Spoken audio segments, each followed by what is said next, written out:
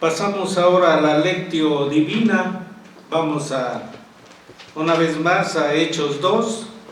Vamos a leer del 1 al 13. Nos ponemos de pie.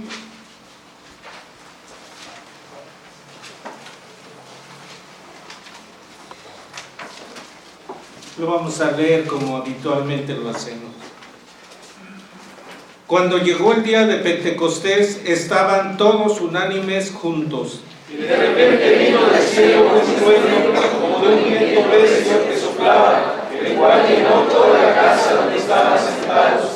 Y se les aparecieron lenguas repartidas como de fuego, asentándose sobre cada uno de ellos. Y fueron todos llenos del Espíritu Santo y comenzaron a hablar en otras lenguas, según el Espíritu les daba que hablasen.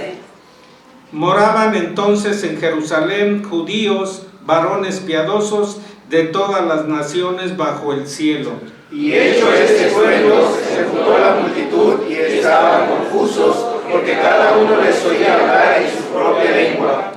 Y estaban atónitos y maravillados, diciendo: mirad, ¿no son galileos todos estos que hablan? ¿Cómo pues les oímos nosotros hablar, cada uno en nuestra lengua en la que hemos nacido? Partos, medos, elamitas, y los que habitamos en Mesopotamia, en Judea, en Capadocia, en el Ponto y en Asia. En Frigia, en Pamfilia, en Egipto, en las regiones de África, más allá de Cirene, y romanos aquí residentes, tanto judíos como prosélitos. Cretenses y árabes, les oímos hablar en todas nuestras lenguas las maravillas de Dios. Y estaban todos atónitos y perplejos, diciéndose unos a otros: ¿qué quiere decir esto? Mas otros burlándose decían: están llenos de mosto. Amén. Pasemos a la alabanza. Santo Espíritu dirige. De la parte de alabanza y adoración a la Trinidad, himno 37, Santo Espíritu.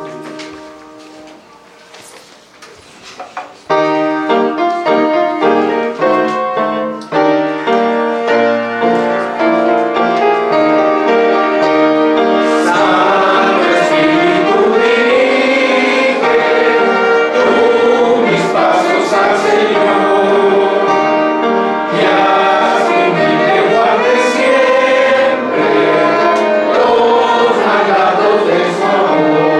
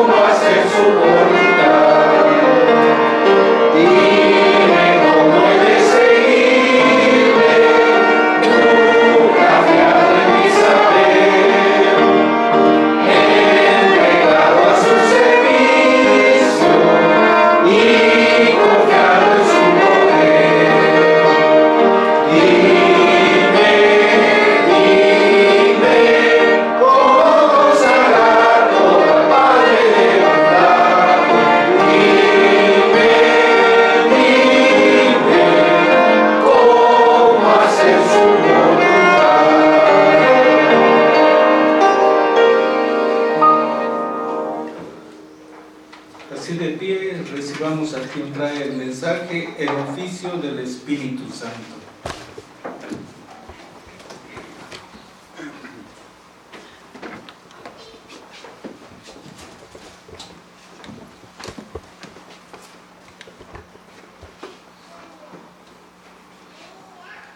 Les invito, hermanos, a abrir la Escritura.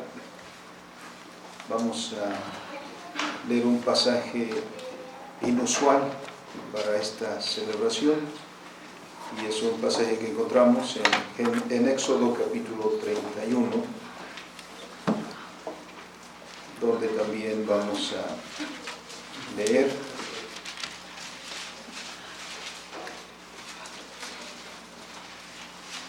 los versículos 1 al 11. Éxodo 31, versículos 1 al 11.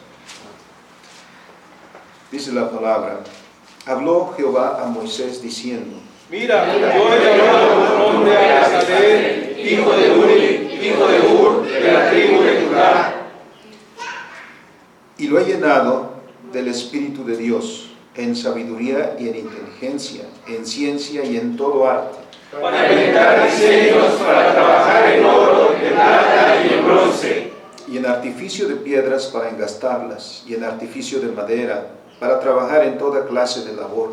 Y he aquí que yo he puesto con él a Oliab, hijo de Ahisamach, de la tribu de Dan, y he puesto sabiduría en el ánimo de todo sabio de corazón, para que haga todo lo que le he mandado.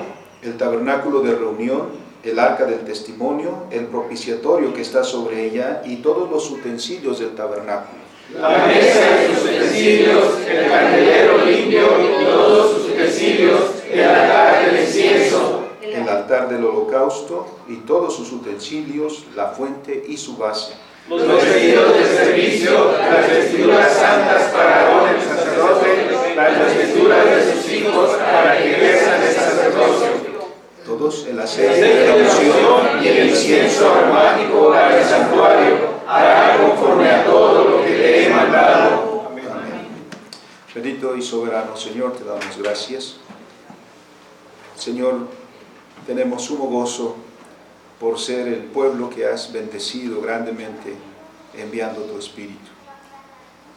No podríamos elevar esta oración, ni nuestros cánticos, ni deleitarnos en tu palabra, ni deleitarnos en esta comunión que nos da, Señor, como pueblo tuyo, si no fuera por la obra en nuestros corazones, por tu Espíritu Santo y por tu palabra. Señor, gracias. Edifica nuestras vidas. Llévanos, Señor, para ser el templo santo que quieres que seamos, Padre.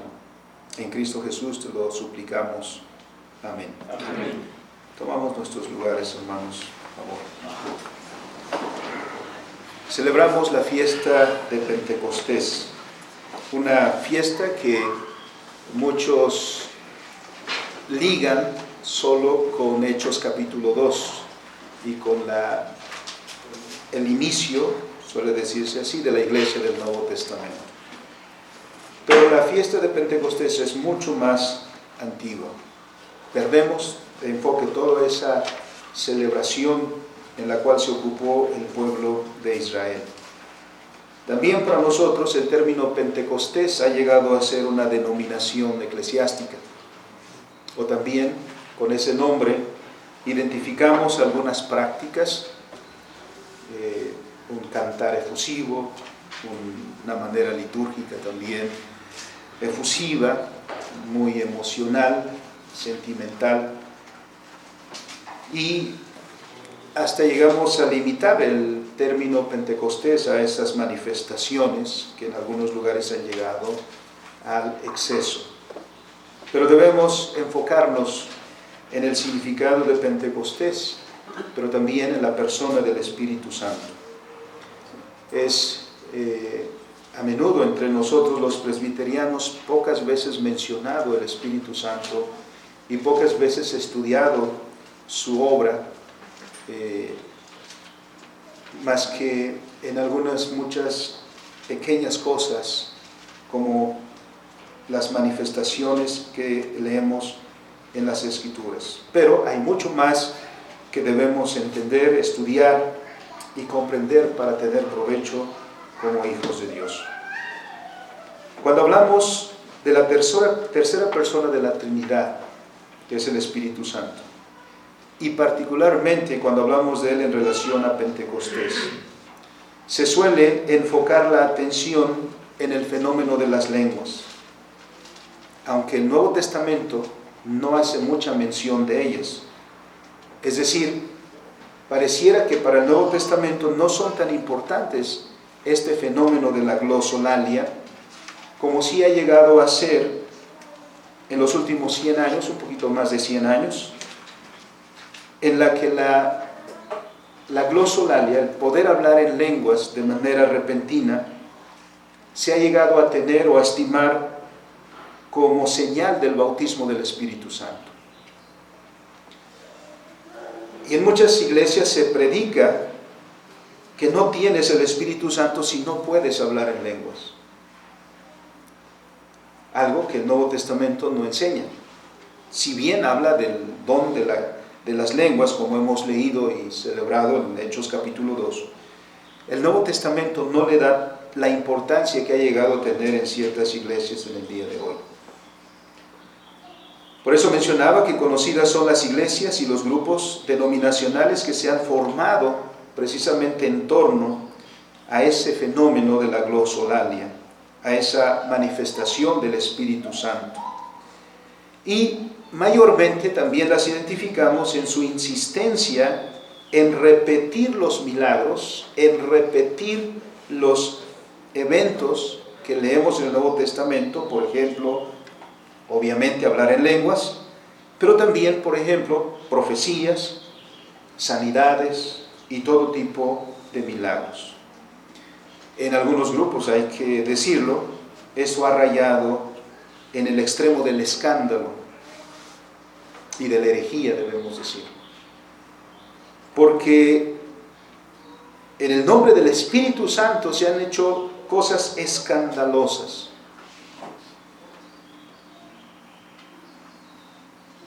Y no las voy a mencionar hoy porque son precisamente escandalosas.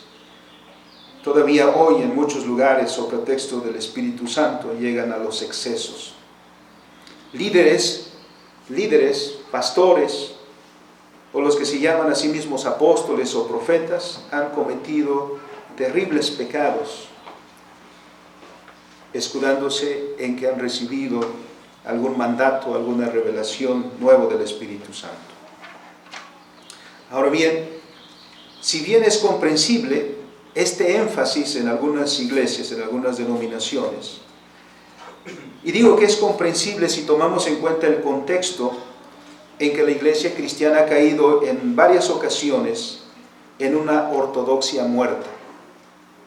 Es decir, que la iglesia cristiana ha llegado en algunos momentos a poner más énfasis en la comprensión intelectual de la doctrina cristiana que en la parte emocional. Es ante ese fenómeno que algunos grupos han reaccionado y se ha puesto mucho más énfasis, yéndose al extremo porque es una reacción, mientras que algunos, suele decirse, ponen más énfasis en el cerebro que en el corazón. Estos grupos han invertido el orden y han puesto más énfasis en el corazón que en el cerebro. Ha sido, como mencioné, en el contexto de una ortodoxia muerta que este tipo de grupos han surgido. Por mencionar solamente algunos, tenemos el movimiento anabaptista del siglo XVI, que incluso fueron perseguidos por los escándalos que generaron. O el movimiento de avivamiento en la iglesia anglicana a través del trabajo de Juan Wesley, con la conformación, por ejemplo, de los clubes de santidad. O en los movimientos de avivamiento del siglo XVIII en los Estados Unidos, ya en lo que se conoce como la segunda y la tercera ola del avivamiento. Estos movimientos han señalado algo que es verdad. Han señalado que las iglesias en esos momentos se han ocupado más de la parte intelectual de la fe cristiana y han olvidado que el cristiano es un ser integral, y que la fe cristiana está dirigido a la persona en su integridad, no a una parte. Ser cristiano no es memorizar o comprender intelectualmente un dogma. Ser cristiano es entregar su vida integralmente a Cristo como su Señor y su Salvador. De manera que están también involucrados la parte emotiva, porque el Señor ha redimido al hombre completo. Sin embargo, sería limitar mucho la obra del Espíritu Santo si solo la reducimos a la parte emotiva o si solo la reducimos a la parte intelectual. Y cuando miramos a la obra del Espíritu Santo y lo que hemos leído en Hechos 2, el Espíritu Santo y su obra no comienzan apenas en el evento de Pentecostés. Siendo Dios, el Espíritu Santo es eterno y estuvo muy activo desde el principio de la historia del cosmos y, por supuesto, en el principio y el desarrollo de la historia de la redención. Ocupa un lugar central en todo esto, no marginal. Ocupa un lugar central. Por eso, en esta ocasión, no nos enfocaremos tanto en el fenómeno de Hechos capítulo 2, que hemos hablado en otras ocasiones. Tampoco, porque ya lo conocemos y hemos hablado más de la obra del Espíritu Santo en la regeneración en nuestros corazones, obrando nueva vida en cada uno de los elegidos del Señor, aplicando los beneficios de la obra de nuestro Señor Jesucristo en la cruz. Nos enfocaremos un poquito más a hablar de su oficio y de aquello que antes vemos al Espíritu Santo hacer y que se nos revela en las Escrituras. A este llamamos el oficio del Espíritu Santo. El oficio que en las Escrituras se nos revela. Por la enseñanza de la Escritura es claro que Dios es uno, pero también, y este es un misterio para nosotros, es en tres personas, o existen tres personas. No abordaremos ahora la doctrina de la Trinidad particularmente, pero hacemos mención de esto para manifestar que cada una de las personas de la deidad es Dios, como se articula en el credo de Atanasio. En el pleno sentido de la palabra, nuestro Dios, nuestro Padre es Dios, nuestro Hijo, el Hijo, nuestro Señor Jesucristo es Dios y el Espíritu Santo es Dios. Y lo dicen estas palabras: igualmente omnipotente es el Padre, omnipotente es el Hijo, omnipotente el Espíritu Santo. Y sin embargo no son tres omnipotentes, sino un solo omnipotente. Dios es el Padre, Dios es el Hijo y Dios es el Espíritu Santo. Y sin embargo no son tres dioses, sino un solo Dios. Pero también es claro, hermanos, que la Escritura distingue a estas tres personas dando a cada uno un oficio. Así, por ejemplo, el Padre se revela como el creador de todas las cosas.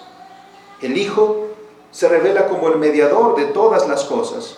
Y el Espíritu Santo como el capacitador o santificador de todas las cosas.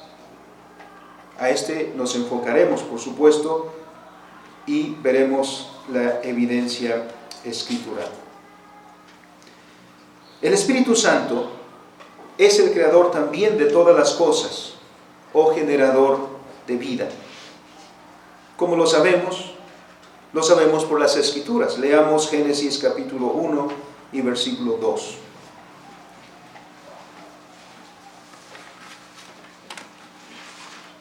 Las Escrituras abren con esta declaración.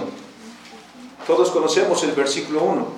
En el principio creó Dios los cielos y la tierra. Y en el versículo 2 particularmente nos va a referir a lo que está el Espíritu Santo haciendo. ¿Qué dice el versículo 2? La tierra estaba desordenada y vacía, y las tinieblas estaban sobre la faz del abismo, y el Espíritu de Dios se movía sobre la faz de las aguas. Allí está el Espíritu Santo. Pero no está haciendo que se hablen lenguas, obviamente porque no hay seres humanos todavía. Así que el Espíritu Santo no exclusivamente debemos relacionarlo con el hablar en lenguas o con las sanidades, sino que el Espíritu Santo está aquí, generando vida. La idea que tenemos aquí en este escrito es como cuando una gallina está empollando a sus huevos. ¿Por qué la gallina no se retira de su nido? ¿Por qué no abandona a los huevos que tiene debajo de sí? Porque les está dando calor, porque los está empollando, porque esos huevos pronto tendrán, o de ellos surgirán pollitos. Hay un misterio para nosotros ahí que no vemos porque no tenemos acceso, pero se está generando vida. Esa misma idea tenemos aquí en este texto. En la primera declaración dice, Dios hizo todas las cosas. Dios hizo los cielos y la tierra. Y después miramos que señala al Espíritu Santo. Y el Espíritu Santo está sobre la faz del abismo. Aquí todavía no está la belleza que veremos después. No hay plantas, no hay árboles, no hay ríos, no hay lagos. Está todo como cuando está una casa que decimos está en obra negra. Es decir, está la materia ahí. Están los recursos que se necesitan, ya están ahí, porque Dios ha creado todo. Por eso también al versículo 1 le podemos llamar la creatio prima, es decir, la creación primaria. Y lo que es la creatio prima es la creatio ex nihilo, estrictamente hablando. Porque el segundo paso, la creatio secunda o la creación secundaria, en segundo lugar, es el versículo 3. Porque ahora toda la obra es a partir de lo que ya está, a partir de la materia prima. Entonces el Espíritu Santo está encargado de esa obra. Porque después, a lo largo del capítulo, vamos a escuchar al Padre decir, sea. Hay un mandamiento, hay una orden. ¿Quién es el encargado de concretizar esa orden? El Espíritu Santo. Por eso hablamos del Espíritu Santo como el concretizador de la obra de Dios. Porque escuchamos al Padre decir, sea la luz. ¿Y quién es el encargado de hacer la luz una realidad? El Espíritu Santo. Porque Dios dice, produzca la tierra todo ser viviente. Está el mandato de Dios. ¿Y quién es entonces el encargado de que suceda? El Espíritu Santo. Entonces, cuando miramos alrededor de nosotros, y hoy en día miramos las plantas y miramos el sol, disfrutamos del calor, del frío, es la obra del Espíritu Santo que estamos disfrutando. Porque ahí están las obras concretas de Dios, el Espíritu Santo. Entonces miramos que el Espíritu Santo está involucrado en la creación.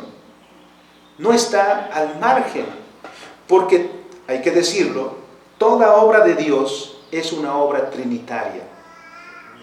Ahora, el texto no lo dice aquí, pero sí lo leemos en Colosenses capítulo 1, versículo 15 y los siguientes versículos, porque también el Hijo está presente aquí.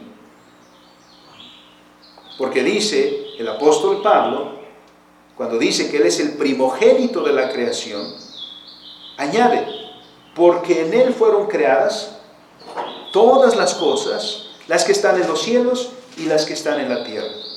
Entonces, si juntamos todo esto, tenemos que la creación es una creación de la Trinidad. El Padre ordena, todo es creado en el Hijo y concretizado por el Espíritu Santo. Entonces, la creación es una creación de la Trinidad. Eso es lo que está enseñando la Escritura. Entonces, desde el principio de la historia nuestra, la Trinidad está activa, está actuando, está obrando en la historia nuestra. Pero las cosas no terminan en el capítulo 1 con el que son acabados los cielos y la tierra y el Señor reposa. Porque después viene el cuidado de la creación, el sustento de la creación, a lo cual nos referimos con el término de providencia. Dios no solamente es el que crea, sino Dios también es el que sustenta, el que guarda y el que dirige a la obra de sus manos. Por eso decimos que Dios no solamente creó todas las cosas, sino también las sustenta y las guarda. Porque la creación no es algo que funcione por sí misma. A esa idea, porque tiene un nombre, a esa doctrina, se le conoce como deísmo. El deísmo enseña, sí, acepta que Dios hizo todas las cosas, pero que una vez que Dios hizo todas las cosas, terminó en el capítulo 1, versículo 31, a partir de entonces, nuestra realidad, nuestro mundo particularmente, funciona por sí mismo. Con la ilustración que presentan para esta idea es la de un relojero. El relojero une todas las piezas, todos los engranes de un reloj y le da cuerda. Termina de ensamblar todas las piezas y le da cuerda, y entonces a partir de ese momento el reloj funciona por sí mismo. El deísmo nos deja entonces mirar una realidad de causa y efecto. Un mundo que funciona por sí mismo, independiente. Sin embargo, esa no es la enseñanza de las Escrituras. Nuestro catecismo de Heidelberg responde a la pregunta: ¿qué es la providencia de Dios? Con la siguiente respuesta: es el poder de Dios, omnipotente y presente en todo lugar, por el cual sustenta y gobierna el cielo, la tierra y todas las criaturas, de tal manera que todo lo que la tierra produce, la lluvia y la sequía, la fertilidad y la esterilidad, la comida, la bebida, la salud y la enfermedad, las riquezas y la pobreza, y finalmente todas las cosas, no acontecen sin razón alguna como por azar, sino por su consejo y voluntad paternal.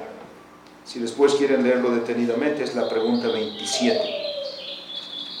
En todo esto, ¿qué está haciendo el Espíritu Santo en todo este contexto de la providencia que Dios sustenta, gobierna y dirige a su creación? Leamos el Salmo 104 y el versículo 30. Dios está presente en su creación, Dios está al tanto de la obra de sus manos. Por eso el salmista dice en este pasaje, Salmo 104, versículo 30.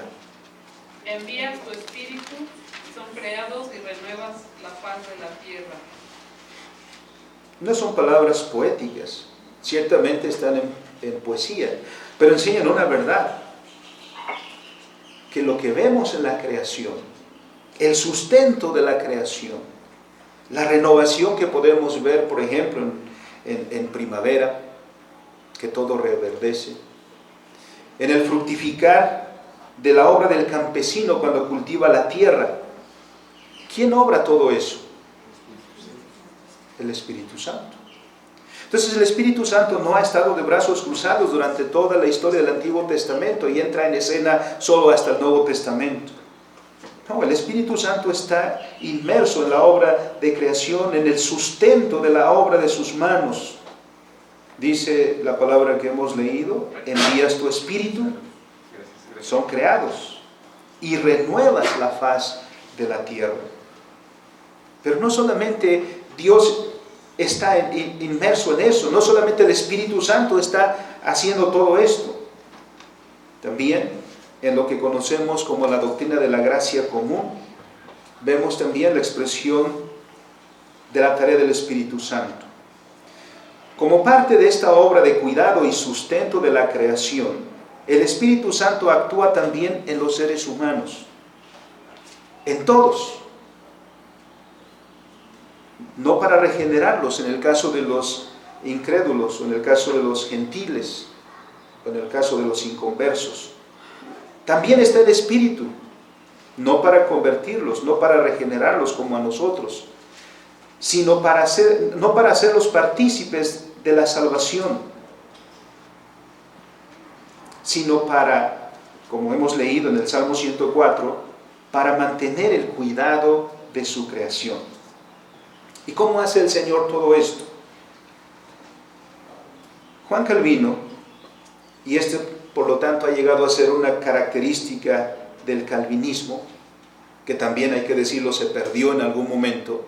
Los calvinistas nos volvimos escolásticos también, pero la idea original que planteó Calvino y que Abraham Kuyper establece otra vez cuando él comienza en su primera conferencia de las conferencias Stone, el calvinismo como un sistema de vida, es también en este contexto que escribe Juan Calvino. Dice, las artes mecánicas, porque en aquel entonces se referían así, las artes mecánicas y las artes liberales. ¿Cuáles son las artes mecánicas? Son las que hoy llamaríamos las ciencias. ¿Y cuáles son las artes liberales? Lo que hoy llamaríamos las humanidades, ¿no? Bueno, dice Calvino refiriéndose a esas dos. Las artes mecánicas y las artes liberales desarrolladas por el hombre, por las cuales dice, se prueba por ellos que el entendimiento humano posee alguna virtud, que por más que haya caído y degenerado de su integridad y perfección, sin embargo no deja de estar adornado y enriquecido con excelentes dones de Dios. Si reconocemos al Espíritu Santo por la única fuente y manantial de la verdad, porque ese es Dios, es el Espíritu Santo, por supuesto, no desecharemos ni menospreciaremos la verdad donde quiera que la hallemos,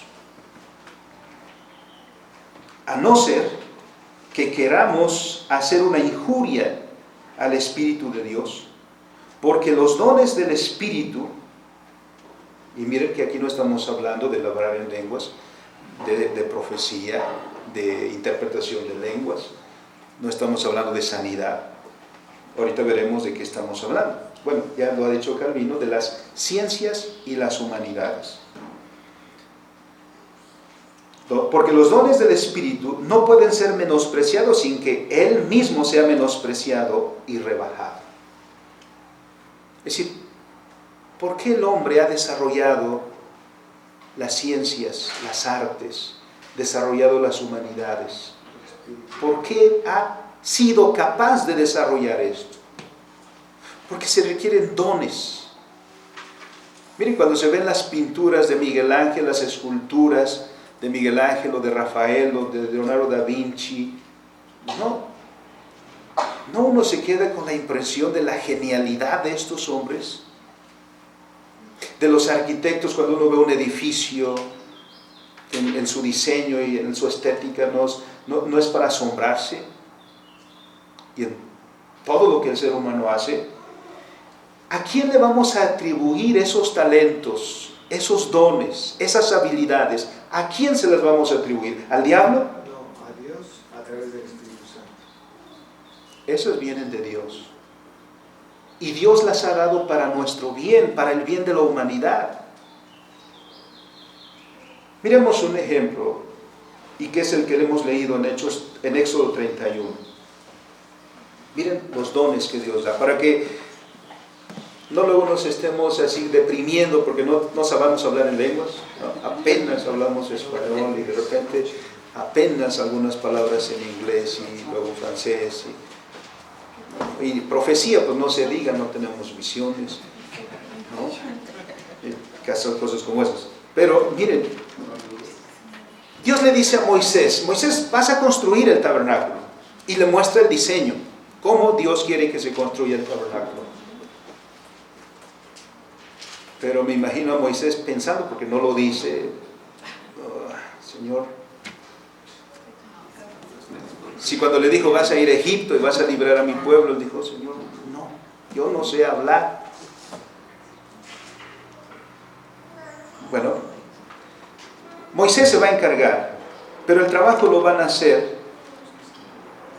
dos personas que se mencionan aquí, Bezalel y Aholiab. ¿Qué se dice de estos hermanos? ¿Qué se dice de ellos? Particularmente porque es Dios quien los asigna. Dice el versículo 2, mira, yo he llamado por nombre a Bezalel, hijo de Uri, hijo de Ur, de la tribu de Judá. Y, dice el versículo 2, lo he llenado del Espíritu de Dios. Moisés también era lleno del Espíritu Santo, Aarón también era lleno del Espíritu Santo, pero miren, a cada uno Dios le da una responsabilidad y los dones para la responsabilidad. Y aquí le dice a Oliab, a Bezalel, lo he llenado del Espíritu de Dios en sabiduría y en inteligencia, en ciencia y en todo arte, para inventar diseños, para trabajar en oro, en plata y en bronce. Es decir, construir el tabernáculo requería también un adelanto cultural, porque el Señor le muestra el diseño. Ahora, ¿cómo vamos a hacer estas cortinas que Dios quiere, con esos bordados que Dios quiere? ¿Cómo vamos a hacer las columnas que van a sostener las cortinas, con los engastes que Dios quiere, con los diseños que Dios quiere? ¿Cómo los vamos a hacer?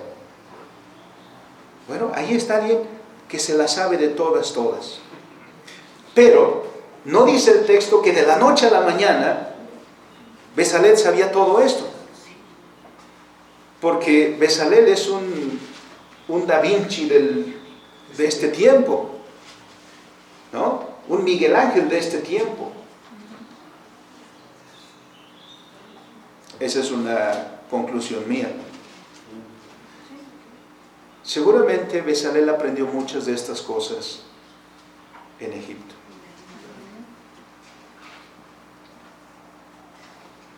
Porque no de la noche a la mañana, aquí se levanta un día Bezalel y dice, ah, caray, muchas cosas están huyendo aquí en mi cabeza. Como los hermanos músicos no se levantan un día y dicen, ahora soy músico, ayer no lo era, ahora sí ya lo soy. ¿No? Los dones que Dios da se desarrollan. Y eso es lo que está haciendo aquí Bezalel. Bezalel ha estado siendo preparado. Moisés estuvo siendo preparado 80 años para la misión que el Señor le dio. Primero se desarrolló allá en Egipto. Después conocía el desierto como la palma de sus manos. Vivió 40 años ahí. Era la persona idónea. Dios lo había preparado para esa misión. ¿No creen que a Bezalel hizo lo mismo? Que el Señor lo estuvo preparando para encargarle esta gran obra aquí. Por supuesto que sí. Dice en el versículo, hay una descripción después del versículo 4, porque Bezalel va también a inventar muchas cosas que se van a requerir para hacer el trabajo que está en sus manos ahora. Pero no solamente eso, miremos ahora en el capítulo 35. Bezalel y Aholiab van a ser los directores de la obra, ¿no? Pero también va a haber muchas personas que van a hacer los trabajos concretos. Capítulo 35, versículo 10. ¿Quiénes se van a unir al equipo de Bezalel y Aholiab? Todo sabio de corazón entre vosotros vendrá y hará toda la obra que Jehová ha mandado. Luego, en el versículo 21, y vino todo varón a quien su corazón estimuló, y todo aquel a quien su espíritu le dio voluntad, con ofrenda a Jehová para la obra del tabernáculo de reunión y para toda la obra, y para las sagradas vestiduras. Vinieron así hombres como mujeres, todos los voluntarios de corazón, y trajeron cadenas y zarcillos, anillos y brazaletes y toda clase de joyas, todos los recursos para el tabernáculo. Versículo 25. Además, todas las mujeres sabias de corazón hilaban con sus manos y traían lo que habían hilado: azul, púrpura, carmesí o lino fino. Y así, capítulo 36, Versículo 1, así pues Bezalel y Aholiab y todo hombre sabio de corazón, a quien Jehová dio sabiduría e inteligencia para saber hacer toda la obra del servicio del tabernáculo, harán todas las cosas que ha mandado Jehová. Y ninguno de estos está hablando en lenguas, ni está profetizando, ni está sanando, ni está brincando, ni está revolcándose. Están trabajando, están construyendo el tabernáculo de Jehová. Y todos en el lugar que su oficio lo pone, por los talentos que Dios ha dado a cada uno. Lo mismo que a nosotros. ¿Qué don tienes tú? De repente nos equivocamos porque nos preguntan, ¿qué don tienes tú? ¿Qué don espiritual tienes tú? Y comenzamos a buscar, hablar en lenguas, profetizar, interpretar lenguas. No.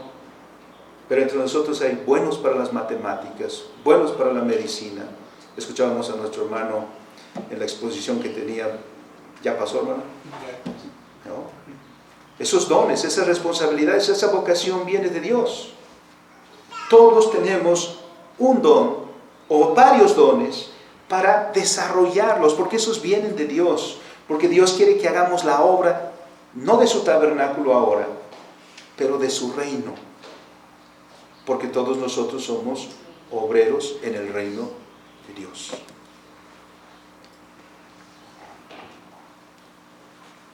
Por eso hablamos un poquito acerca de los dones.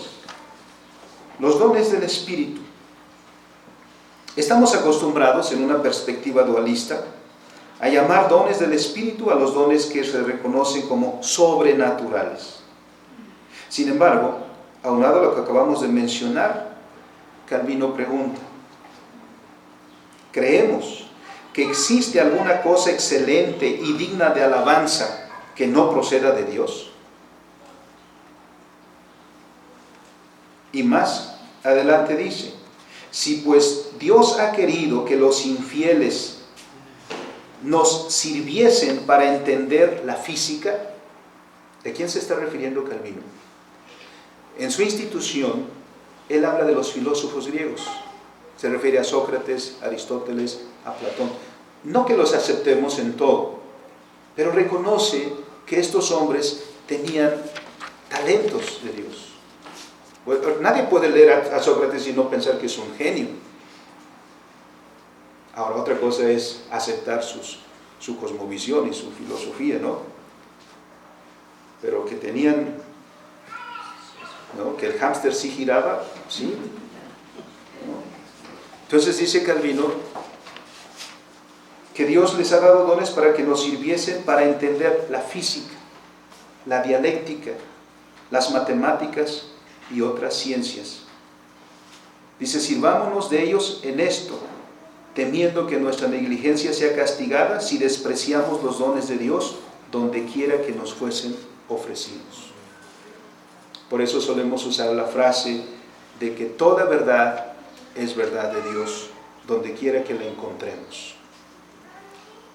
Por eso no menospreciamos ningún hallazgo, por eso las matemáticas, por eso la física, por eso la química y toda la ciencia, todo el conocimiento de la creación de Dios debemos apreciarlo, porque ¿de dónde viene todo eso que ha sido de beneficio para la humanidad? Los medicamentos, las vacunas, el diseño de la casa donde usted vive, el diseño de la ropa que usted viste, quienes han ideado y tejido las telas que nos visten, los lentes que de otra manera no podríamos distinguir, y tantas cosas que son para nuestro bien. ¿De dónde han venido? Por eso Calvino dice, ¿hay alguna cosa excelente y digna de alabanza que no proceda de Dios? No.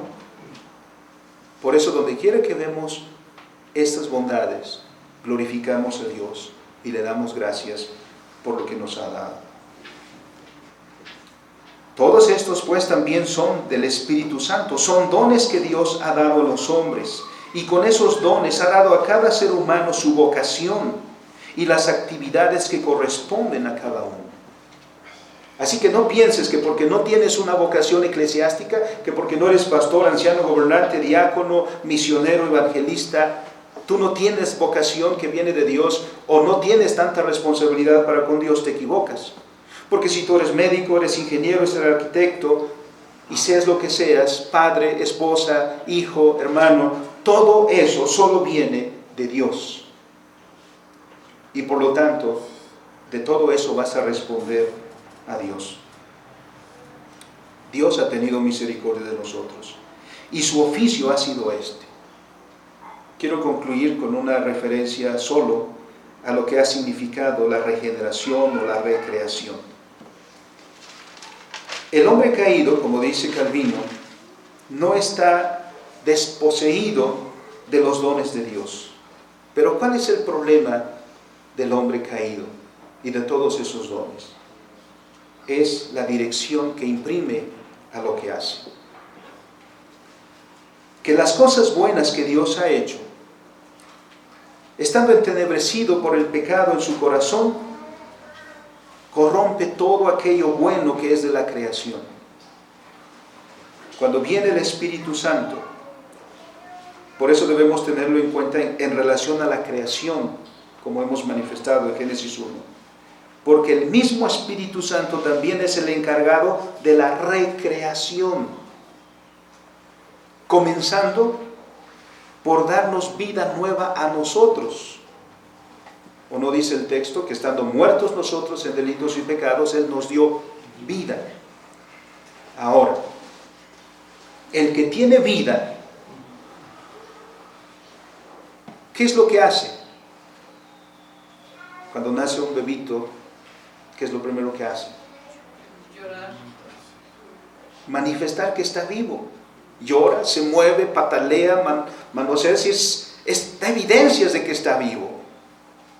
Nosotros no podemos decir que estamos vivos por el Espíritu Santo, que hemos recibido nueva vida por el Espíritu Santo y estar pasivos. Solo se puede decir eso de una persona que está en coma.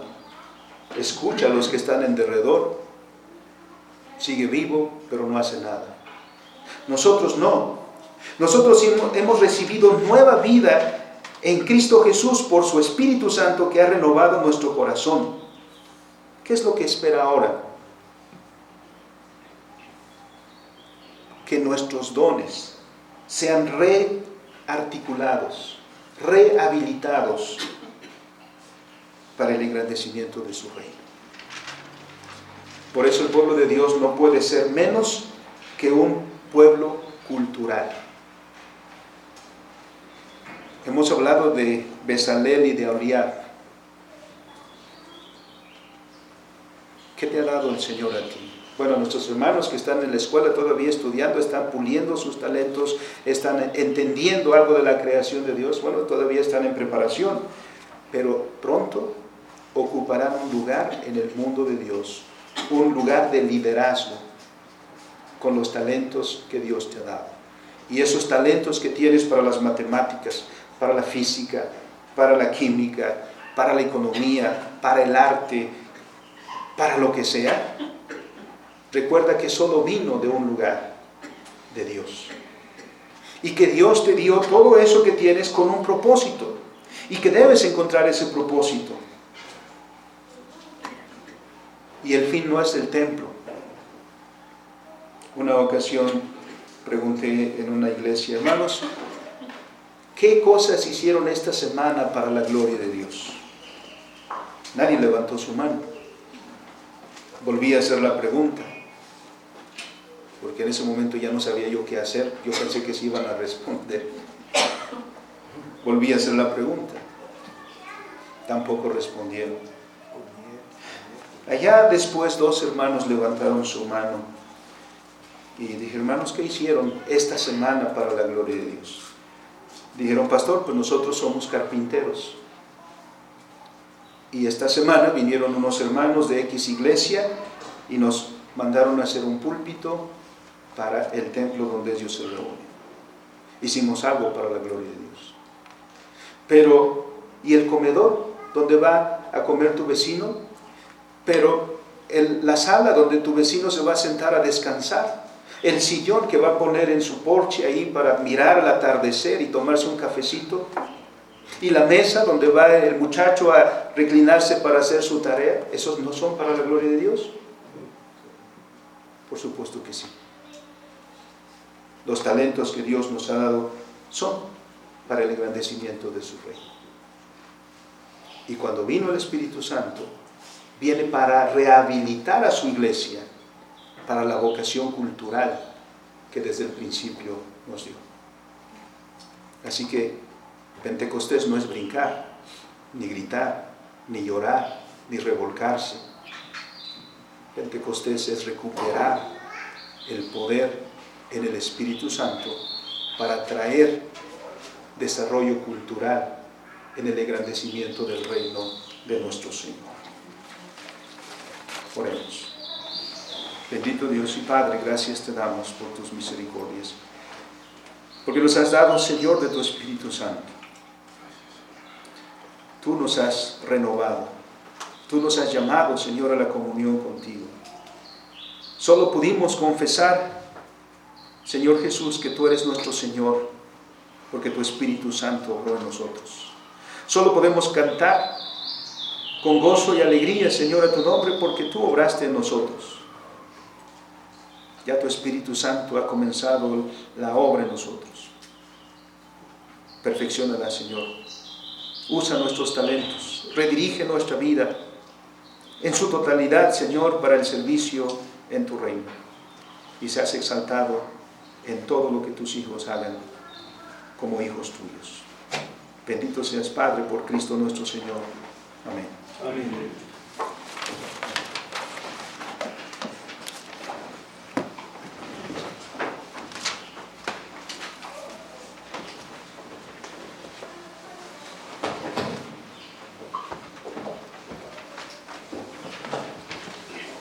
Gloria a Dios por su palabra.